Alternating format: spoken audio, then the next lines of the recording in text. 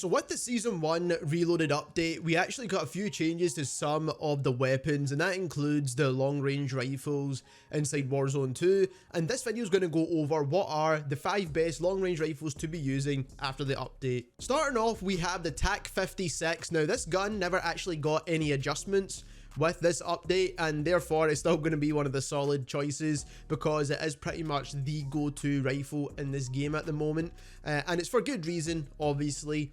But when it comes to the build, you do see the attachments right here. The VLK optic is my personal favorite, but you could choose whatever optic you like. It seems as if they've actually reduced the amount of visual recoil across the board for all the optics. I don't know if that's just me or if they have actually sorted that out in game. And then on top of that, I do think some of the kind of lower zoom optics are probably going to be the best choice, but for the most part I like the VLK, so I tend to stick with it. Then we do have the Tundra Pro barrel, which obviously is the best long range barrel for this gun, so it's going to give you the bullet velocity and the damage range, but it doesn't give you recoil control, so that's something you do need to keep in mind. But like I said, it's either going to be between that or you're going to go for high velocity, and personally I prefer the barrel.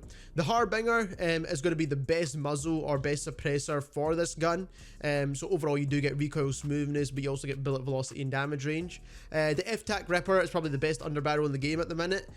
Most people are using this underbarrel grip, but there is another couple of different choices as well. If you struggle with vertical recoil, then I do recommend the pineapple grip. That can also help as well, so it's just going to come down to personal preference there. And then we've got the 40 round mag, and now on screen just now you will see the attachment tuning for this gun.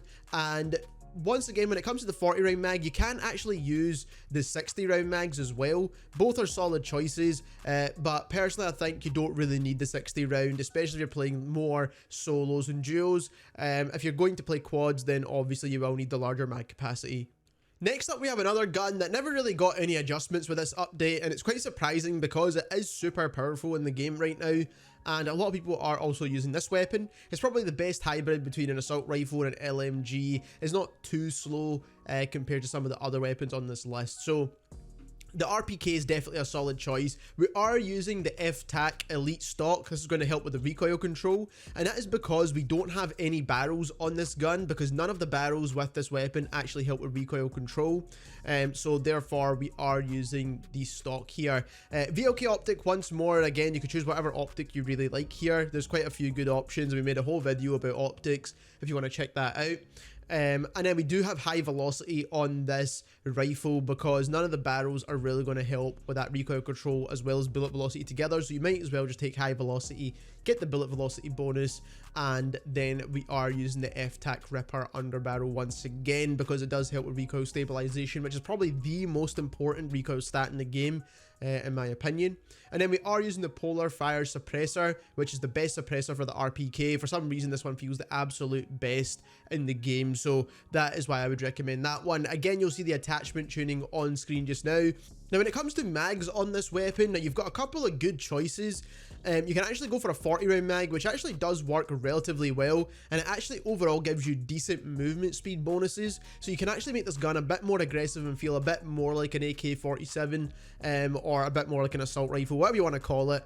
But you can definitely do that, and 40 rounds is actually a decent amount. But personally I just think the base mags on this gun is perfect, especially if you build it this way. It makes the gun overall feel really good in terms of recoil control, and then also if you do miss a couple of shots, you've got a 75 round mag there if you need it. Next up, we've got the newly buffed KASTOV-762 Now this gun actually got an increase to muzzle velocity, which is always a good bonus, especially for a long range rifle. It had increase to close damage and its damage multiplier as well, so overall it's just got a damage buff. Now what was already good about this gun is that it had super low recoil, but now that it's got a damage buff, it's going to make it even more viable in this game. Now I'll leave a little screenshot so you can see what is going on with the patch notes there, but when it comes to the actual build for this gun, and I will show you this one in the firing range so you can see what the recoil looks like of this build, but we are using the VLK optic, once again my personal favorite optic for rifles in this game, but you can choose whatever you like I said before. We are using the IGK 30mm barrel, and this is going to be the best barrel for this gun. It gives you bullet velocity, recoil control, and damage range, and none of these other barrels offer all those benefits together. so that's why we're using this barrel right here. We are using the Harbinger D20, which I do think is the best suppressor for the 545 KASTOV, so definitely a solid choice there. And then we're using the FTAC Ripper, once again, is the standard underbarrel choice here. Now on screen just now you will see the attachment tuning for this weapon, so you can see what you need to do to all these attachments here. When it comes to the mag capacity, it's going to be personal preference. If you do play solos and duos, 45 is actually more than enough. But if you're playing quads and trios, then the 60 round mags is what I would recommend. And overall, this is a solid weapon. Taking this into the firing range to show you the control of the weapon, as you can see, you could definitely land your shots relatively easily with this gun. When you start firing for long periods of time, it does become a little bit wobbly, but is nothing that you cannot handle whatsoever. So as you can see here, at super long ranges, you will be landing your shots, and it's a very easy gun to use for the most part. Now, if you are enjoying this video, don't forget to subscribe as we try to reach our goal of 50k. But the next gun is a gun that I constantly get destroyed by in this game. Now, I was using the M4, coming up against the STB and just getting absolutely obliterated each and every time. And that's because it's a super low recoil gun and it's very easy to use. But not only that, it does kill relatively quickly. Now, when it comes to the build right here, you will see it on screen. Again, VLK optic is my favorite optic. You could choose whatever you want. The Bruen barrel is the best barrel for this gun. So this is the Bruen S620. And again, you'll see the attachment tuning later in just a moment here. But again, it's going to give you the best bonuses of damage range, bullet velocity, and recoil control. The Harbinger D20 suppressor, once again, is going to give you the sound suppression and the bullet velocity that you do need. Then the FTAC Ripper underbarrel, once again, it's the best underbarrel for any kind of assault rifle in the game. And then the largest mags that we do have available to us is 42 rounds. Now, it's not too bad if you are trying to use it, maybe trios or quads. You will need to get a couple of reloads in, which is unfortunate. But if you are playing solos and duos, this gun is an absolute beast. And it's kind of weird because I never really thought I would enjoy using this gun, or I never really thought this gun would be a meta weapon in the game. Last but not least, we have the gun that hits like an absolute truck, and that is the RelMG. This gun is absolutely solid.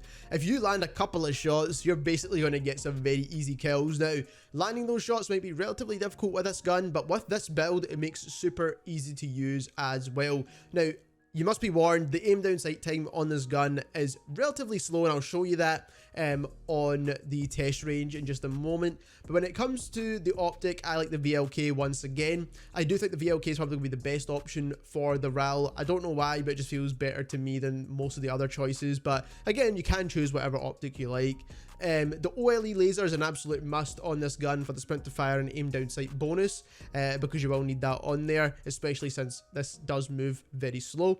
The Rhino barrel, once again, is going to give you the best bullet velocity, which is what we do need, and it also gives you recoil control as well. The Talon 16 suppressor is the best one for this gun. Everyone's using the FTAC Reaper. I don't really know why, but this one actually gives you recoil control. Now, recoil smoothness doesn't do anything, whereas recoil control does actually help the weapon, and it also gives you bullet velocity as well. So overall, Talon 16 is the one that you want, and to unlock this, you need to get the MK2 to level 2, which is super easy to do, especially with double XP on right now.